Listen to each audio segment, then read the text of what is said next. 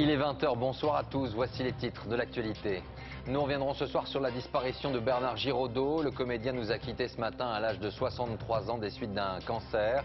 Il avait fait de sa maladie un combat public pour lui et pour les autres, une histoire composée de cinéma, de théâtre, d'écriture. À suivre de nombreuses réactions. Dans l'actualité également, les interrogations sur la prochaine nuit à Grenoble. Hier soir, des scènes de guérilla urbaine ont eu lieu, et cela quelques heures après la mort d'un braqueur originaire de l'un des quartiers de la ville. Celui-ci avait été tué lors d'un échange de coups de feu avec la police. Cela fait maintenant 200 jours exactement que nos confrères Hervé Guéquière, Stéphane Taponnier et leurs 3 accompagnateurs sont retenus en otage en Afghanistan. Le temps passe et la mobilisation et l'inquiétude sont toujours là. La question qu'on saute ce samedi, qui a une couleur d'été avec l'un des produits stars des vacances, 70% des ventes d'huile d'olive se font durant la période estivale. Alors que savez-vous réellement de ce produit, sa saveur, son prix, ses vertus? Questions et réponses tout à l'heure. Un samedi de sport avec la 13e étape du Tour de France, victoire de l'ancien banni, le Kazakh Vinokourov. Et puis nous irons aux États-Unis où Thierry Henry vient de signer un contrat avec les New York Red Bulls. Nous verrons si le soccer, comme on l'appelle là-bas, est en train de trouver sa place. Je veux que, voilà, je veux apprendre à mourir comme on essaie d'apprendre à vivre et que ça fasse partie de la vie, cette mort-là qui nous attend tous. Donc il faut l'attendre avec calme, sérénité et en espérant qu'on ne sera pas dans une souffrance insupportable. Et puis parce que c'est important pour ceux qui nous accompagnent, qui sont autour, d'accepter la chose. Merci d'être avec nous. Cela faisait donc 10 ans qu'il luttait contre la maladie et il avait fait le choix d'en parler publiquement, à la fois pour lui, pour son combat, mais également pour celui des autres. Bernard Giraudot s'est éteint ce matin à l'âge de 63 ans dans un hôpital parisien.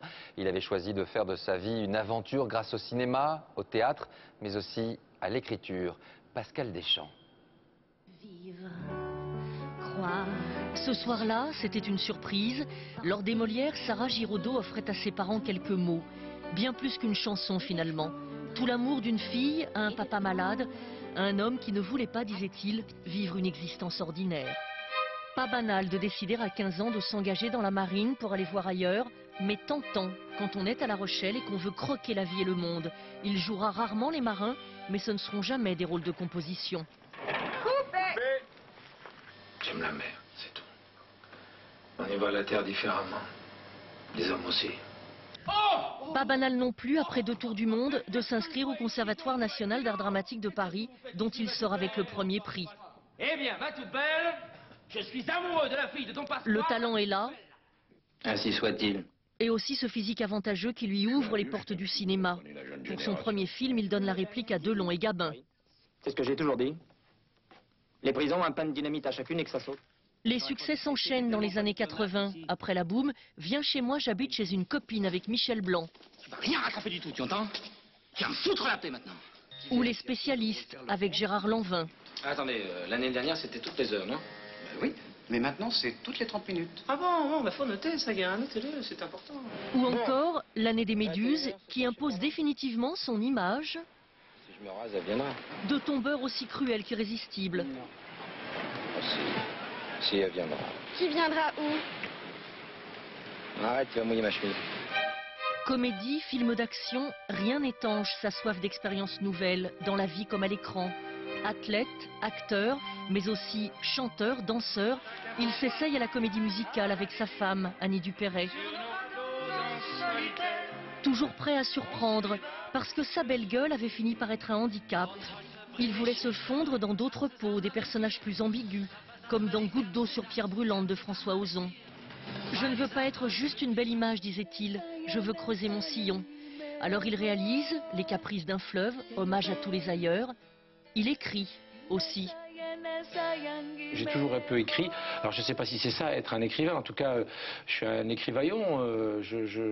Voilà, j'écris, je raconte des histoires. Écrire, souffrir, La plus belle histoire, c'était la sienne.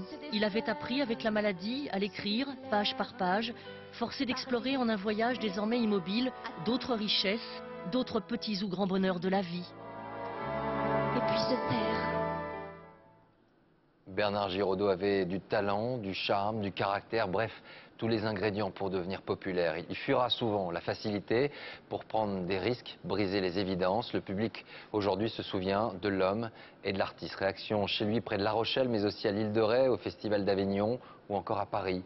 Julien Dupéret, Alexis Jacquet et nos équipes en région. Sur l'île de Ré, Bernard Giraudot aimait arpenter ses rues avant de partir à la pêche ou passer voir son frère dans sa galerie d'art. L'acteur naît juste en face sur la côte à La Rochelle, séjournait ici en homme discret. C'était un monsieur très simple, très gentil, qui venait ici, c'était pour se reposer, c'était surtout pas pour se montrer, c'était quelqu'un de très agréable, un monsieur d'une grande culture, très sympa. Hommage de ceux qui l'ont côtoyé et de ceux qui ont aimé l'artiste. Au Festival d'Avignon, la représentation continue, mais avec une pensée pour lui. C'était un de nos très bons comédiens français. Quelle tristesse. Pour moi, c'était un homme complet, quoi. Donc j'étais très touchée tout à l'heure. Parce que ces hommes-là sont irremplaçables. À Paris, Bernard Giraudot vivait ici, avenue de Breteuil. Et aujourd'hui, pour ceux qui l'avaient vu sur scène, les mots sonnent avec sourire et nostalgie. Il était plein de vie, plein de bonheur et il était réjouissant, oui. Voilà. Il était passionné, tout. Moi j'aimais beaucoup, franchement. C'est triste. Écoutez, moi je l'avais découvert dans une pièce de théâtre qui s'appelait K2. Il était merveilleux de vie, c'était extraordinaire et il escaladait le théâtre, c'était fantastique. Flamboyant dans son art, courageux dans sa maladie, telle est l'empreinte que Bernard Giraudot laisse au public. Autre réaction maintenant, celle de ses partenaires de jeu. Ils ont joué ou tourné avec lui du théâtre au cinéma, propos recueillis par Marilène Bonneau, Evelyne Goldman et Tristan Lebras. Une ovation pour sa dernière apparition publique.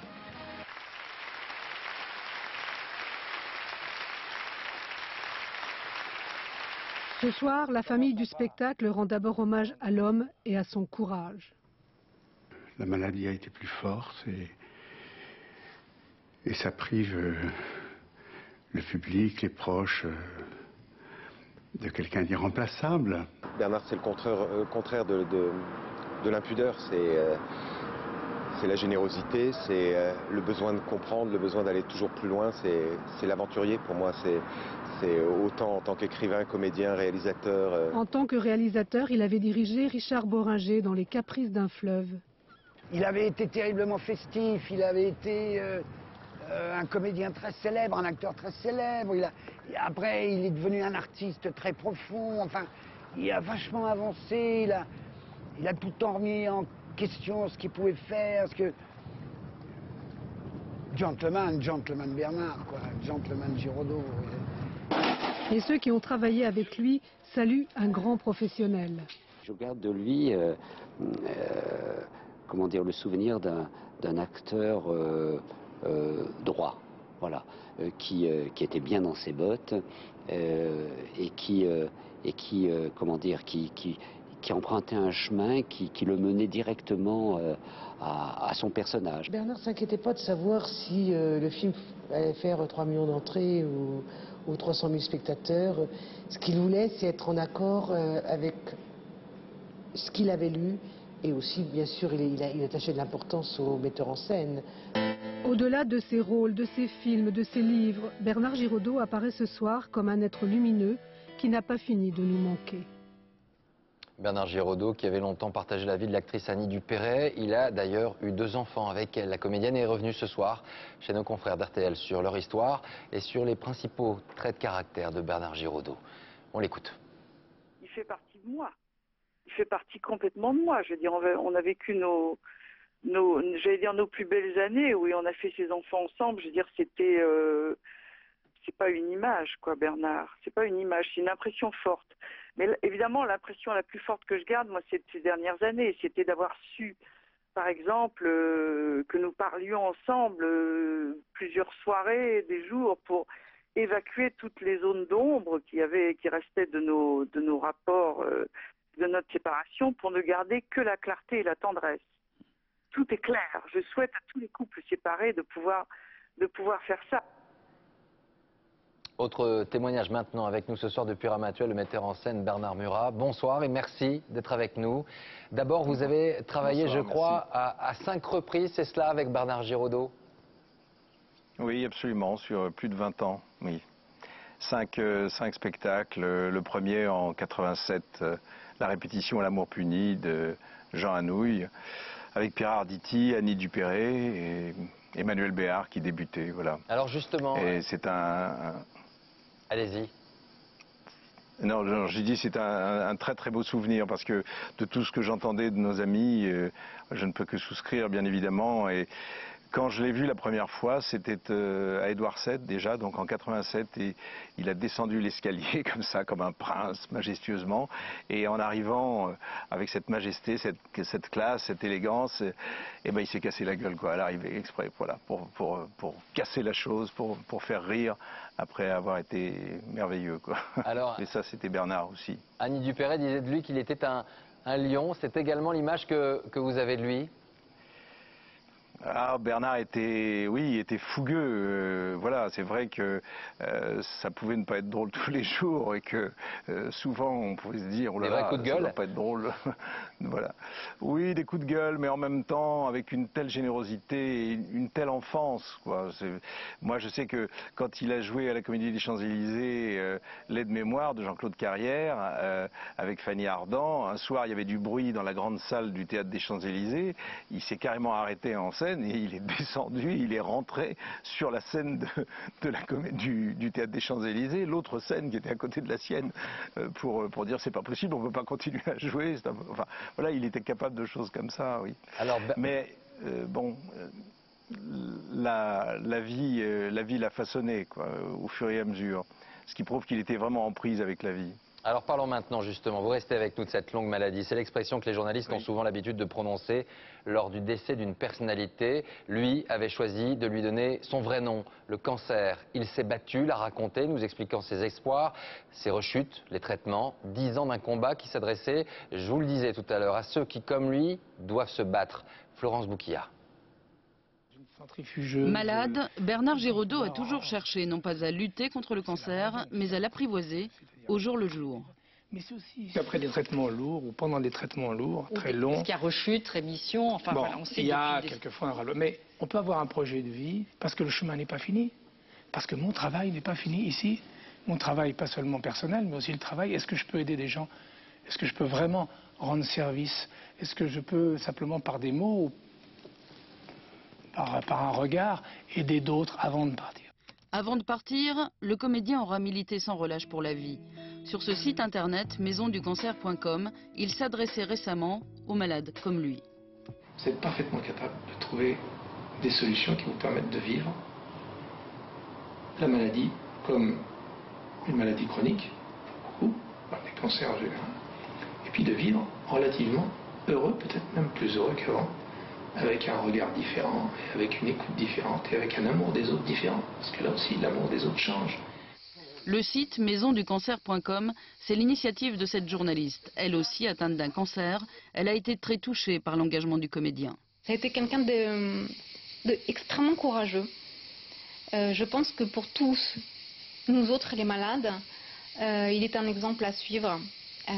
Moi-même, quand j'ai des baisses de régime dans les traitements, je pense à Bernard et je me dis non, j'ai pas le droit de me laisser aller. Et ce qu'il disait, vraiment la phrase que je retenais, c'est il faut accepter sans jamais se résigner. Ne pas se résigner pour Bernard Giraudot, c'était aussi chercher l'apaisement avec l'aide de certaines techniques douces. Par l'hypnothérapie, parce que vous voulez, par la relaxation, la méditation, par des médecines qui en fait associent d'autres médecines à médecine. Ça veut dire chercher ce qui vous ira le mieux, ce qui vous correspondra le mieux. 10 ans durant, Bernard Giraudot a choisi de vivre avec son cancer, avec lucidité, avec générosité. Et on retrouve Bernard Murat pour une dernière question. Il avait de la pudeur, beaucoup de sincérité face à la maladie, on vient de le voir, et puis beaucoup de fatigue également. Il disait que tout cela l'avait finalement rapproché de lui et des autres. Vous l'avez ressenti? Oui, c'est vrai. Oui, bien sûr, bien sûr. Mais c'est quelqu'un qui s'est donné, comme il s'est donné à ses rôles. Je regardais votre reportage, c'est tout à fait vrai. Il a médité, nous en parlions encore tous les deux il y a un mois. Il aimait beaucoup Montaigne et on s'est répété cette phrase, apprendre à vivre, c'est apprendre à mourir. Et voilà, c'est le travail qu'il a fait sur lui, mais il l'a fait aussi pour les autres. Et quand on le voyait, je vous dis, il y a encore un mois, on a passé une journée entière et il a fait rire, y compris avec sa maladie, sur le fait qu'il n'arrivait pas à avaler, qu'il était parti, qu'il avait eu un petit malaise, qu'il ne voulait pas nous le dire, puis qu'il revenait à table, et ainsi de suite. C'est quelqu'un qui était... Je ne sais pas, mais dans la réalité des choses, c'est quelqu'un qui ne s'est jamais menti. Et ça, en ce sens, il est cette espèce de catharsis que font les acteurs tous les soirs sur scène. Il a voulu le faire à propos, enfin, avec cette nouvelle aventure qui était la sienne. Il en a fait une création. C'est terrible à dire en même temps, parce que j'ai pas du tout envie de dire des choses grandiloquentes. C'est très difficile pour moi de parler lui au passé. J'ai vraiment beaucoup d'émotions. Voilà.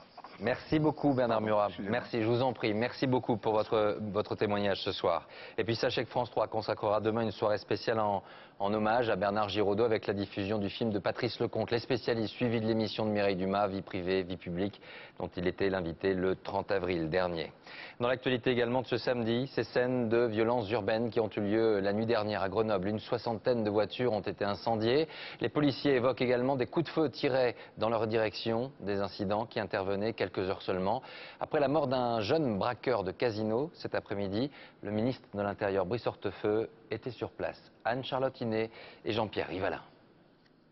Des carcasses de voitures encore fumantes et des habitants qui se réveillent hagards, désemparés face à une telle violence. C'est lamentable, parce qu'on n'a pas les moyens de s'acheter une voiture. On travaille tous les jours. Alors c'est tous les jours le bruit la nuit, on ne dort pas. Et en plus, regardez le massacre. Scène de guérilla urbaine hier soir dans le quartier de la Villeneuve. Selon les policiers, la violence des casseurs est montée d'un cran. Nous avons clairement vu un individu qui a épaulé un fusil et qui nous a tiré dessus. Le quartier est aujourd'hui sous haute surveillance, difficile d'y pénétrer. Pour le ministre de l'Intérieur venu soutenir ses troupes, pas question de laisser se reproduire les affrontements de la veille. Nous allons réagir vite. Et quand je dis vite, c'est-à-dire tout de suite. Nous allons rétablir l'ordre public et l'autorité de l'État. Le message est ferme, mais Brice Hortefeux ne restera que quelques minutes à la Villeneuve, sous bonne escorte du GIPN. Ce soir, promet-il, 250 policiers seront déployés dans le quartier. Des renforts que le maire de Grenoble, lui, réclame déjà depuis des mois. Il faut effectivement des moyens physiques supplémentaires. Vous l'entendez dire, y compris des syndicats de police, tout le monde est sur le même créneau. Il faut évidemment que ce soit entendu. La municipalité veut aujourd'hui convoquer un Grenelle de la sécurité publique pour mettre enfin un terme à plusieurs mois de violence dans l'agglomération grenobloise. Ils ont fini par sortir hier soir. Les 4 membres de l'entourage de Liliane Bettencourt ont finalement passé 36 heures en garde à vue dans les locaux de la brigade financière à Paris.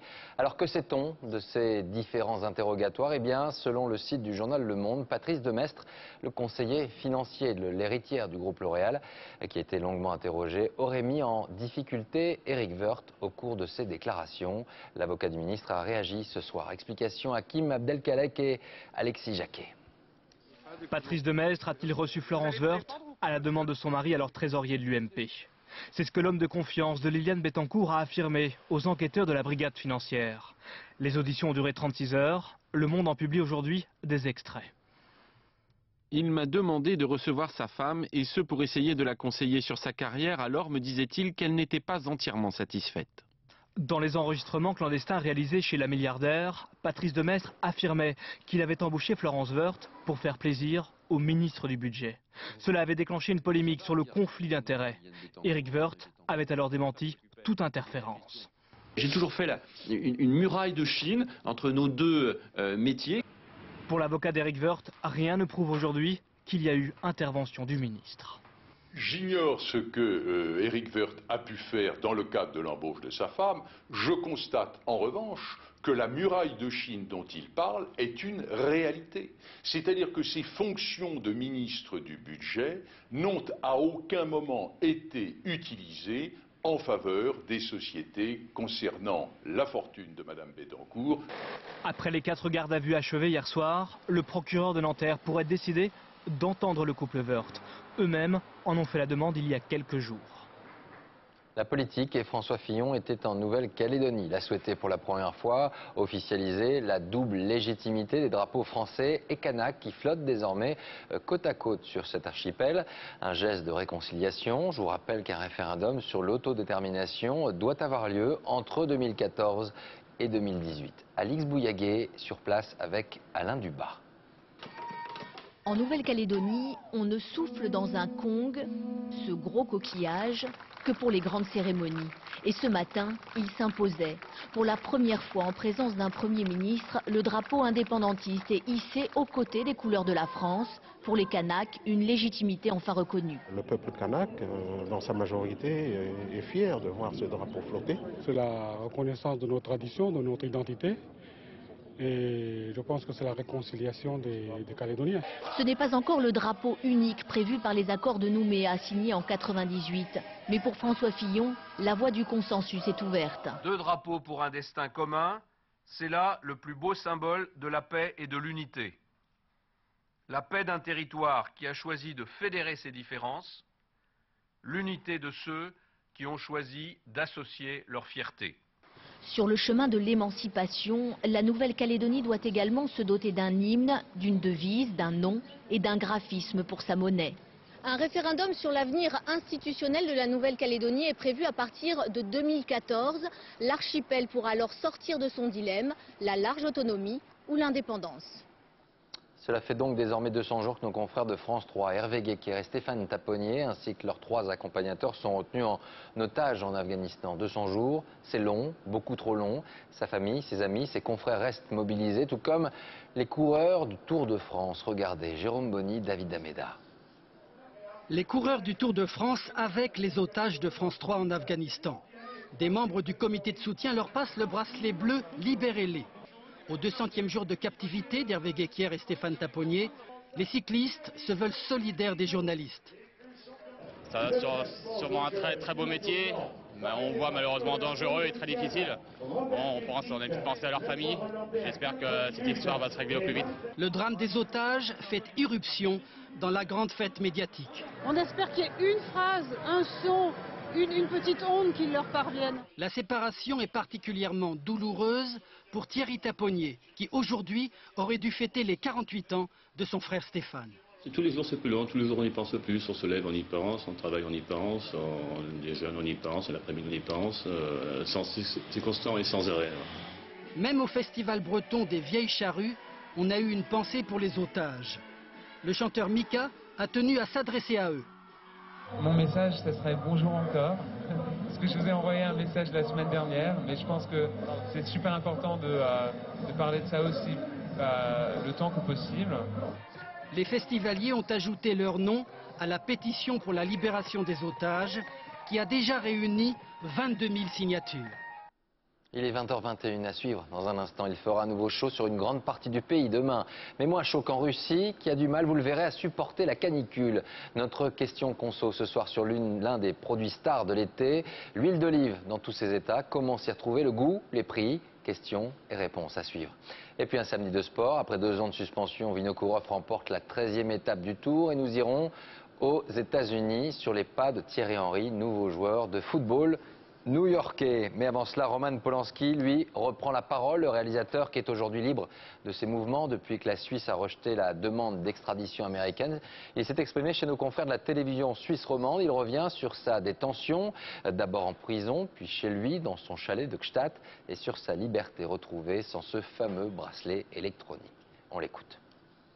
Mes premiers mots, c'est pour remercier ces milliers de gens qui n'ont pas cessé de m'adresser leurs messages de soutien durant ces 9 longs mois. Je voudrais certainement remercier ma femme, Emmanuel, mes enfants. Sans qui j'aurais jamais réussi à garder ma dignité et ma persévérance. Le bracelet que vous aviez à la cheville, c'est votre fils qui l'a coupé? Oui, c'est lui. On m'a donné l'instruction de le jeter, c'est tout. Lui, il n'en pouvait plus, donc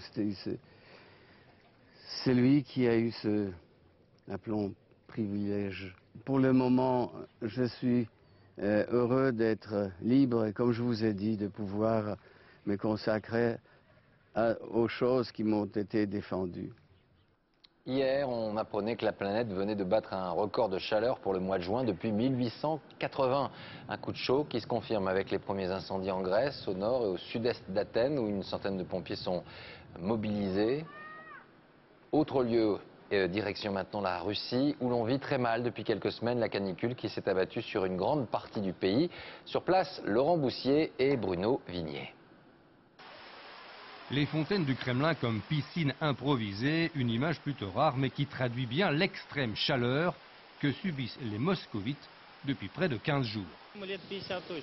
C'est dur, ça fait 50 ans qu'on n'a pas eu une chaleur pareille. Mais plus il fait chaud, plus les sentiments sont forts.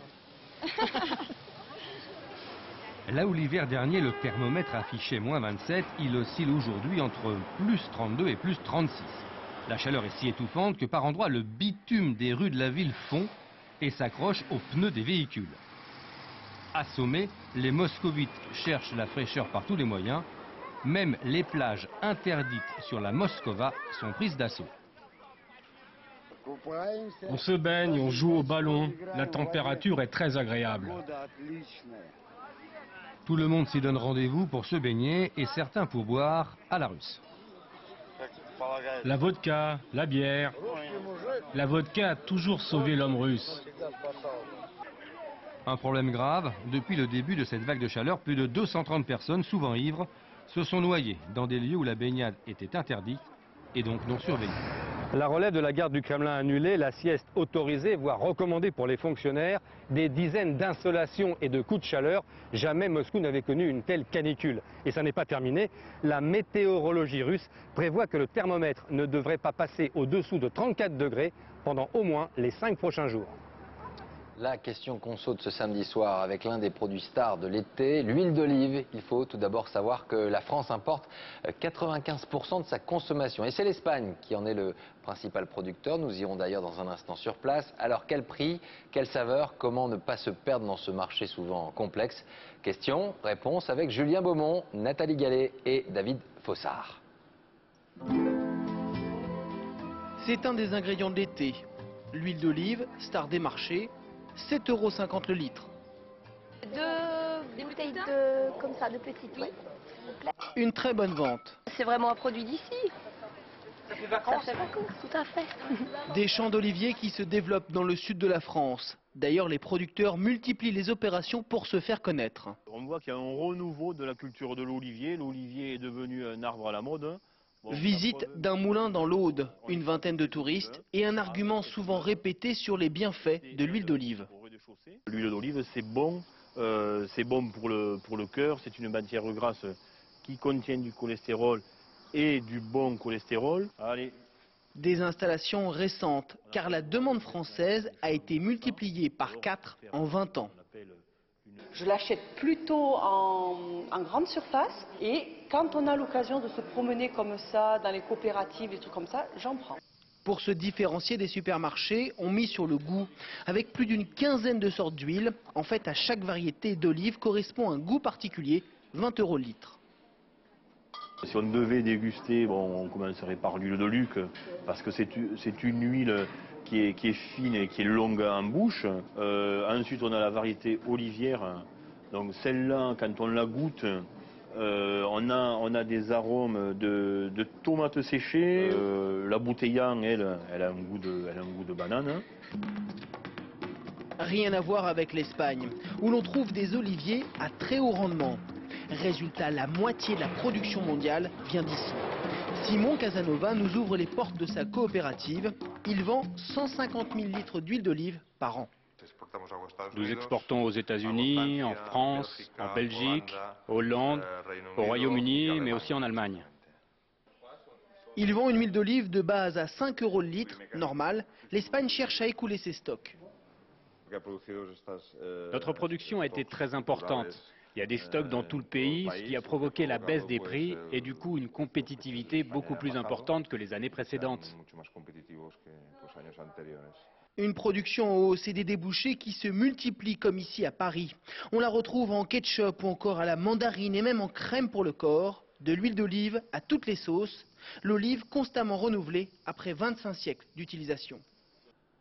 Un samedi de sport avec tout d'abord la 13e étape du Tour de France entre Rodez et Revel. Victoire d'un ancien banni, Alexandre Vinokourov. Pas de changement de maillot jaune, il est toujours sur les épaules d'Andy Schleck. Et puis coup de projecteur ce soir sur un bracelet que portent de plus en plus de coureurs. Plutôt intriguant. Explication Julien Benedetto et David Dameda. Certains l'appellent le bracelet magique. Un tiers du peloton roule avec ce petit anneau mystérieux. Un objet en silicone aux vertus électromagnétiques, paraît-il. Il aurait le pouvoir d'optimiser l'équilibre sur le vélo.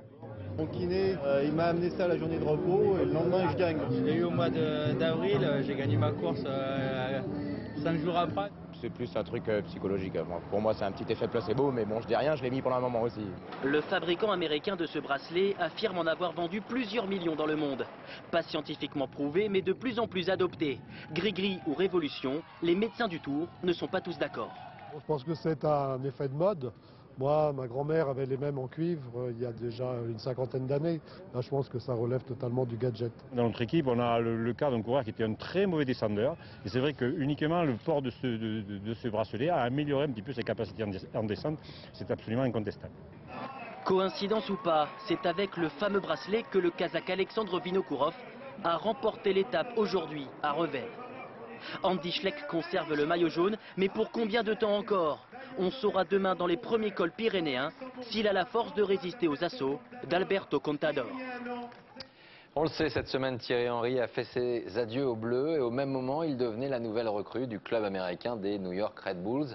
La concrétisation pour lui d'un vieux rêve. L'Amérique qui, depuis des années, tente d'attirer quelques noms célèbres afin de donner un peu d'attrait à un championnat encore anecdotique, même si les prestations de l'équipe nationale rendent progressivement de plus en plus populaire ce fameux soccer. Sur place, Stéphane Bretner.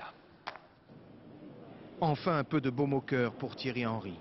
New York, c'est une nouvelle page qui s'écrit après une année sportive très difficile pour l'ex-international. Pour son premier jour, l'ancien joueur d'Arsenal et de Barcelone a enchaîné les interviews. En anglais bien sûr, en espagnol, pour finir en français. Un nouveau challenge, une nouvelle vie. C'est vrai que je connais énormément New York, j'ai beaucoup d'amis ici, donc à mon avis ça devrait aider aussi, mais la chose première pour moi c'est d'essayer de gagner un titre avec cette équipe. Voilà donc une nouvelle star internationale qui vient finir sa carrière au pays du soccer. Tout a commencé en 1975 avec Pelé. Le génie brésilien signe au Cosmos de New York pour 7 millions de dollars. Une fortune pour un pays qui, à l'époque, sait à peine ce qu'est le football. D'autres grands joueurs suivront, comme Franz Beckenbauer, Yuri Djorkaeff, toujours à New York en 2005. Et enfin, il y a 3 ans, David Beckham. La superstar anglaise s'engage avec l'équipe de Los Angeles pour 36 millions de dollars. Mais cela n'a pas inversé la tendance. Ici, le football est toujours un sport pratiqué par les femmes et les jeunes enfants qui préfèrent, une fois adolescents, se tourner vers le basket ou le baseball.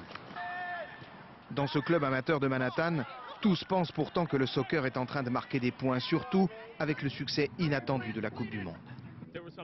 Maintenant, il y a beaucoup plus de retransmissions qu'avant. Je regarde des matchs depuis que je suis gamin et cette année, avec la Coupe du Monde, je peux vous dire que je n'ai jamais vu une telle ferveur aux États-Unis.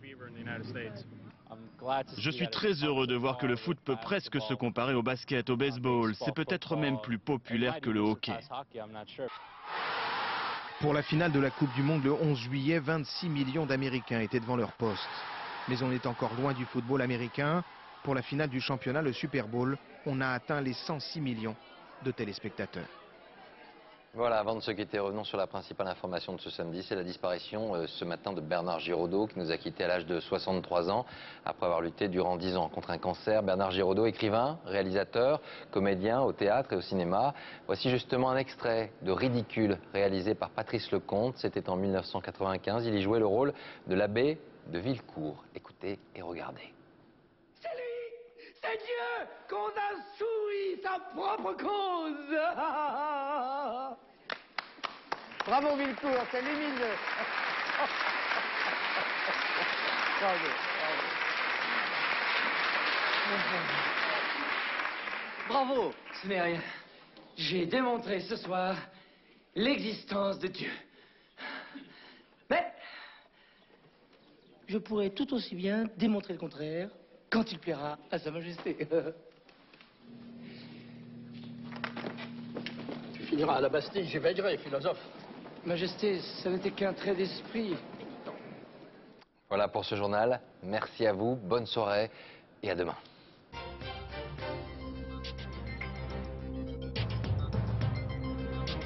L'info en continu, c'est aussi sur France2.fr.